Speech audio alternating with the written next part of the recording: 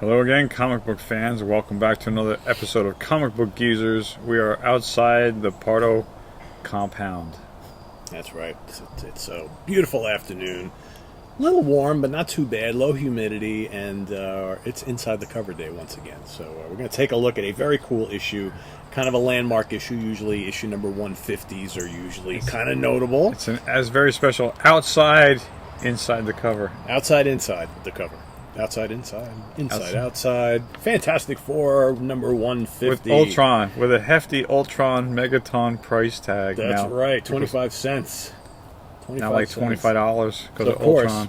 This is, at last, the wedding of Crystal and Pietro. So, of course, Crystal and Quicksilver. This is the wedding issue, which... But we got to put it in the Fantastic Four to really rub it into Johnny Storm. I know, right? Yeah, well, this whole story started in the Avengers, I believe, 93 or something like that.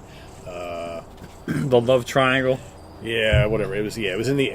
basically, I love you, I hate you. Yeah, so the whole story started in the Fantastic Four, but then the initial gathering for the wedding started in the Avengers, but then all of a sudden, Ultron kind of bust into things. So I mentioned in last week's episode, we mentioned Joe Sinnott today, so we've got this particular story is written by Jerry Conway, Rich Buckler, the artist, blockbusting bombshell inked by Joe Sinnott, lettering by Jay Costanza, coloring by L. Lessman, and Roy Thomas, editor and kibitzer. So here we've got, this is kind of a star-packed issue because here we've got, nice little splash page there, you got members of the Avengers and the Fantastic Four. So you got Ben, you got Black Bolt, Reed, Thor, Sue, Vision, Scarlet Witch, Triton, they're all here. And basically we've got Ultron, who kind of bust in. He was planning to be, oh boy, I'm forgetting that. I know he says it here somewhere. He was kind of Kind of what? No, I'm drawing a blank here. So in the issue, tell us, damn it. In the Avengers issue, he basically took over the body of the villain who they're showing here, that red outfit. So he's possessed somebody. Yeah, he kind of. But I'm forgetting his name. I'm like, and I know I should know because I just read this. But Ultron. Yeah. So anyway, so he busts in. Oh, this guy? Yes. Isn't that Omega? There you go. Thank you, Omega. Yes. Not Omega the Unknown. Right, the original Omega, yeah, exactly. The Omega we know and love. That's right. As a villain. So, but now Ultron, so now he's calling himself Ultron 7. He's more powerful than ever. He's high in Omega tons. That's right. Whatever the fuck they are. Yeah, I don't know. So Omega, who fought the Fantastic Four in issue number 132. Which is a good cover, too. Yeah, really good cover. So he came back, but actually he was Ultron 7. So here you go. Ben, of course, Ben's got the temper of the worst temper in the world. So of course he's like, Ultron, whoever, whatever. So he goes to try and destroy him, and of course he gets knocked almost unconscious. He gets a taste of his own clobbering time. Yeah. Meanwhile, like Thor is just kind of standing there, which is kind of weird. So then, of course, he goes into the whole explanation of how he came back to be, because of course the Avengers thought he was dead. They killed Ultron. They thought they killed Ultron back in that original little mini series part. When the Vision first came to be. So here he's talking about how he came back and how his head was floating around. And then he's going to have his revenge on the Fantastic Four someday, but this wedding will take the cake for now. Yeah. And actually, the guy like a revenge wedding. Oh, totally. A totally revenge wedding. And you know who was really at the bottom of all this? Namor. Maximus. Oh. Yeah. Black Bolt's brother. He's the one. I thought Namor was somehow involved, too. No. He's actually the guy who brought the head of Ultron back to the Earth. And somehow, that he's the one who's behind all of it. But then, he basically said, Maximus. Maximus. But then, of course, Maximus. The bad guy, thought the bad brother from the Inhumans. Yeah, Bolt's brother. But so Maximus thought that Ultron 7 was going to the two of them were going to work together. And he's like, I dispatched of him. It's all me. I'm becoming more and more powerful. So here, and he's like twice the size, right? So here, the heroes finally say, that's a great little splash page. Finally say, all right, we got to figure out a way to take him down. Right, so now now's where the action begins, and you got swordsmen's here. You've got all the other Inhumans. Looks like Franklin's getting in on it too. Well, that's the interesting thing. So there's all this build up here, right? All this build up. I just took you through a couple minutes. It's like, wow, the big battle is going to come now. All of a sudden, Agatha Harkness shows up, and she's got Franklin, little Franklin. Now we got to put everything else on hold. He's in a coma, right? So we got to put everything else on a hold because of his coma. Right. So, but all of a sudden, and she's walking around with him. Sorry, if a little kid's in a coma, you don't take him out of the hospital. You don't go walking around. He's young. He'll come back. Oh, yeah, he'll just come back, right? You know, there's all this big battle going on. The power of youth on his around. side. But all of a sudden, he starts stirring, and you see like these energy beams coming from his head. And basically, that goes and transfers itself to Ultron, and basically completely short circuits Ultron. So Ultron's like, the pain feeding back into me. Too much power. Too much to be controlled. Kaboom, and then silence. So, Ultron crashes to the ground. You got a brain freeze from Franklin, huh? Yeah. So we knew Franklin was powerful, but not. And that's the end of the fight. Because Ultron's brain dead now because of Franklin. Brain dead, and now all of a sudden Franklin is out of his coma and he has no more powers anymore. So because they all went into Ultron's head and blew circuits. Yes, right. Circuit overload does not compute. So now, of course, Reed and Sue are so happy because he A is out of the coma. B, they believe he has no more powers anymore, and they like that idea.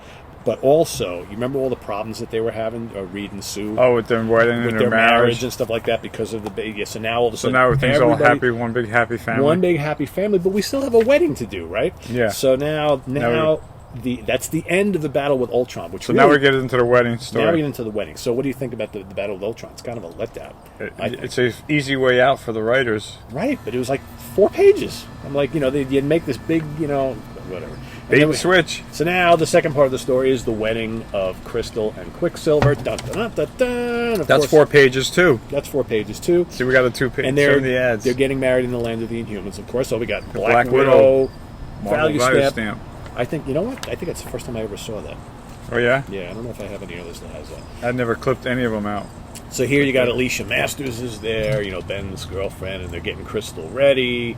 And then here, this is an interesting little subplot. Then you got Iron Man and Thor talking to each other down in this corridor, and they're both talking about how they can't get their love lives together because Thor is moaning and groaning about the Lady Sif and about Jane Foster, and Iron Man is moaning and groaning about Pepper Potts, who married his best friend. And so this is interesting. So you got both of them are just kind of like, ugh. And I'm surprised they didn't have like a panel where like Vision and Scarlet Witch and Mantis and Swordsman were also moaning and groaning about their relationships, because that's in all those issues leading up to this, right, which we've talked about in previous weeks.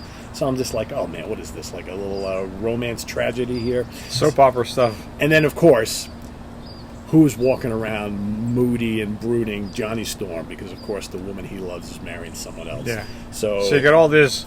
So Medusa here tries to play, big sister, you had shoulder to cry on, blah blah blah.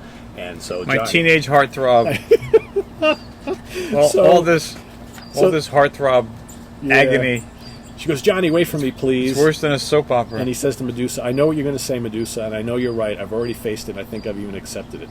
Crystal doesn't love me. She never has. She did love you once. You have to remember that, Johnny. You also have to remember people change. It's a funny thing. Yesterday I thought I'd really adjusted to the idea of her marrying Pietro, but today I feel like there's glass breaking up inside of me. She's like, I understand. I'll stay with you if you want. Lady, believe me, I want. Okay. And then here's a nice splash page of the wedding. Nice splash page, so we've got Black Bolt giving his sister away. Okay, there's Quicksilver, who you don't hear a word from either Quicksilver or Crystal in this entire book. And then they get married, right? And then they show... They were advised by their attorneys. Quicksilver's father, who is, like, recouping... He's the Wizard, right? Yeah, Wizard. He's recouping in Avengers Mansion because he came back out of retirement and joined them. And then he got his ass whooped. He got his ass whooped. So he's sitting there watching everything in a monitor, right? And then, so they get married, and then Lockjaw shows up, and he takes them away to wherever their honeymoon's going to be. And then basically... I think it was Aruba. Is that where they were going? Yeah. Could be. I don't remember. It might be Woodville. And then the end, everybody's sitting there looking all happy. So in actuality, you have a big happy ending to the wedding. And then, and Johnny Storm says, hey, Medusa, this kind of thing can get to a guy, I mean, look at me. I'm smiling. Amen to that, kid. Amen to that. Next issue, the origin of Thundra. Yeah. So, I don't know. Personally... Johnny Storm took it pretty well. He did take it pretty well. And you know what? Good for him. Maybe he's finally growing up. Right? Maybe. Yeah, but something... The writers could have had another... Did he ever have any other high-profile, like, romances? They could have had another issue of Gripe. Yeah, possibly. And a little more boo-hoo. But I don't remember him ever having any other big high-profile like romances with any other female heroes other than Crystal. Like in all the years after this, right? I don't know. I don't remember anything. They never gave, because Peter Parker had all the ones he had, and you have Thor and Tony Stark, and all Daredevil. There's all these different romances they had, but they made a big deal about Johnny Storm and Crystal, and then when they broke up and she married Quicksilver, I don't remember him ever having any kind of big other romantic involvement with anybody else that they spent any time with anyway, so I don't know. And this is looks to me like a Gil Kane cover right here. Nice. So so there you have it. Fantastic Four number 150, The Wedding of Quicksilver and Pietro.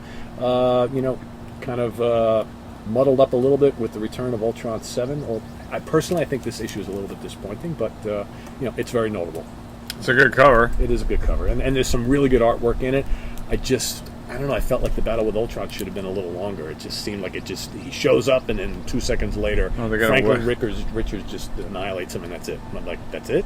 That's it. He wasn't even trying. He wasn't even trying. Thor doesn't do anything in here. It's just like he has a headache and it goes to the other guy and he's dead. Well, you know what it is? Because you got so much star power in this book. You got the entire Inhumans, Fantastic Four, and the Avengers, and none of them do anything other than Franklin does it all. Franklin does it all. I'm like and then you got to wonder if Franklin can whip everybody's ass. Well, but that's what they say, right? They say that he's more powerful than anybody. Yeah. So I don't know. Who knows? I got something pretty powerful over What here. do you got? Uh-oh. Pretty powerful artwork for you.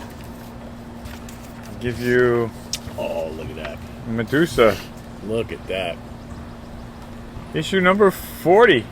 Nice. 2 cents. Here you go. Disapproval code. I like that. Here you go. I didn't do any background art. That's all right. It doesn't really need any. I like the colors. Oh, thank you. That's a good job on the head. Yeah, you like the Medusa head? 1, 2, 3, 4, 5, 6, 7, 8, 9, 10 of them. 10 heads. I didn't even count. 10 heads.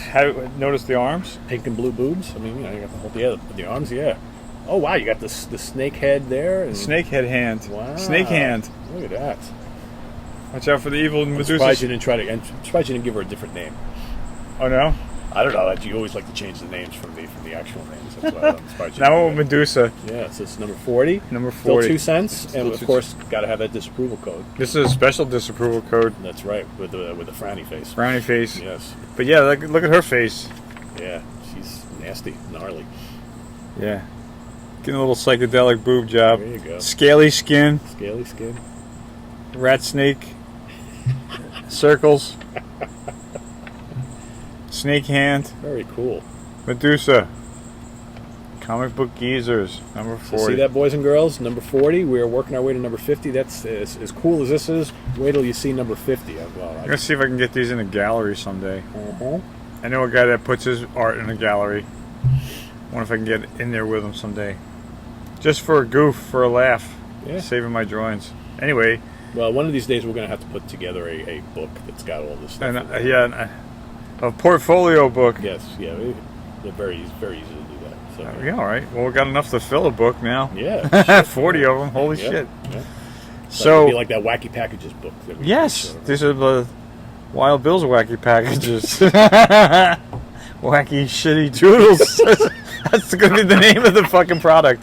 Wild Bill's Wacky Shitty Doodles. Wacky Shitty Doodles. There you go. I like it. As always, we thank you for being here. Thank you for your comments. Thank you for subscribing. As always, please click the like button. If you really want to help us along, that's the most important thing, is to click the like button. Thank you so much for that. And share this video with your friends that don't know about Comic Book Geezers, if you think they should know about us, But yeah, we thank you for being here. And always click the notification bell so you'll be kept in the loop. Every time we have a new video, you'll know what's going on. Because we're on twice a week. That's right, Wednesdays and Fridays. So come on back for the next episode of Comic Book Geezers. That's right. Live from the Peter compound. Live from the compound, the Pardo compound. Chateau Pardo. We'll be back with one more episode. We'll see you soon. That's right. And in the meantime, let us know what you think of issue number 150, Fantastic Four. And if you don't have it, go get it. Yeah, now you got a reason to go check it out. That's right. All right, we'll see you. See you later, guys. Bye. Bye.